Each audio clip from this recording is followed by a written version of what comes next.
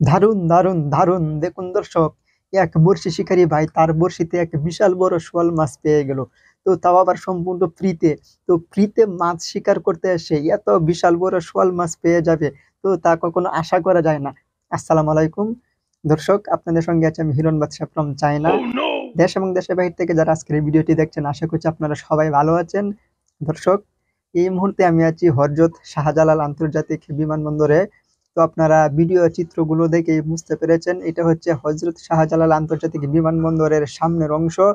মানে ঢাকা টু গাজীপুর যে হাইওয়ে রুটের পাশে একটা বিশাল বড় একটা পুকুর আছে।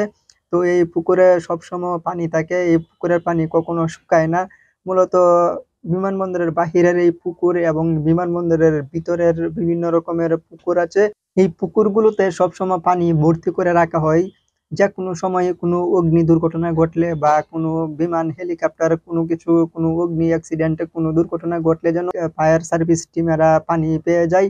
সেজন্য বিমানবন্দরের সামনে এবং বিমানবন্দরের ভিতরে বিভিন্ন পুকুর আছে, যেগুলোতে সবসময় পানি ভর্তি করে রাখা হয়।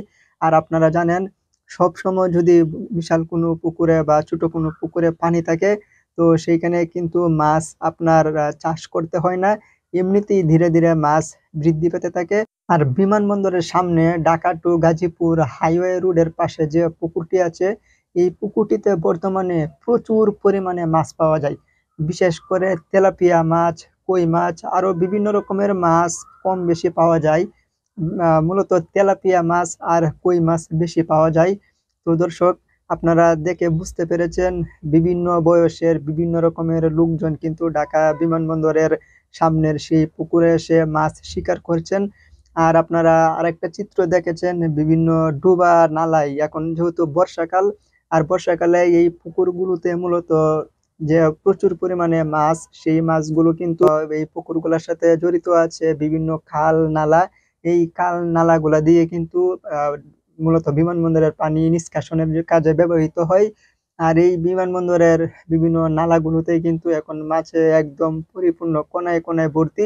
তো আপনারা দেখেছেন, ছোট ছোট নালায়ও কিন্তু প্রচুর পরিমাণে লোকজন মাছ শিকার করছে।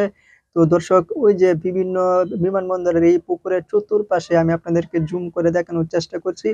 চতুর্পাশে কিন্তু কম বেশি বিভিন্ন লোকজন মাছ শিকার করছে।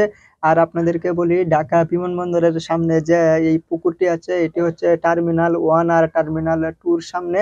বর্তমানে যে নিউ বিমানবন্দর তৈরি হচ্ছে সেটি না, কিন্তু আগের যে পুরাতন যে বিমানবন্দর, যেটি এখন বর্তমানে রানিং আছে, সেই বিমানবন্দর।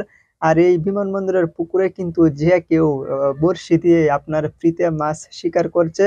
তো এখানে হচ্ছে আপনার যারা আপনারা ঢাকা শহরের আশেপাশে থাকেন, এয়ারপোর্টের আশেপাশে থাকেন, যাদের বড়শি দিয়ে মাছ শিকার করার শখ অনেকেরই হয়তো, আপনার এখানে যারা ম্যাক্সিমাম লোক মাছ শিকার করতে আসেন, এখানে কিন্তু ঢাকা বিমানবন্দরের আশেপাশে অনেকে থাকেন। অনেকে কিন্তু আসে তাদের কৌতূহল মিটাতে, অনেকের বড়শি দিয়ে মাছ শিকার করার শখ থাকে। আর অনেকে আসে সারাদিন মাছ শিকার করে তারপরে সেই মাছগুলো বিক্রি করে তাদের জীবিকা নির্বাহের জন্য। তো দর্শক, আপনাদের কাছে আমার এই বার্তাটি পৌঁছানোর ছিল। তো ঢাকা বিমানবন্দরের সামনে যে পুকুর আছে বর্তমানে, সেই পুকুরে কিন্তু একদম কানায় কানায় ভর্তি বর্তমানে মাছে। তো আপনারা যারা ঢাকার বিমানবন্দরের পুকুরে বা ঢাকা বিমানবন্দরের পুকুরের আশেপাশে যে সমস্ত নালা বা ড্রেন আছে, সেইগুলোতে বড়শি দিয়ে ফ্রিতে মাছ শিকার করতে চান, তো আপনারা সবাই আসতে পারেন, এসে এইখানে মাছ শিকার করতে পারেন।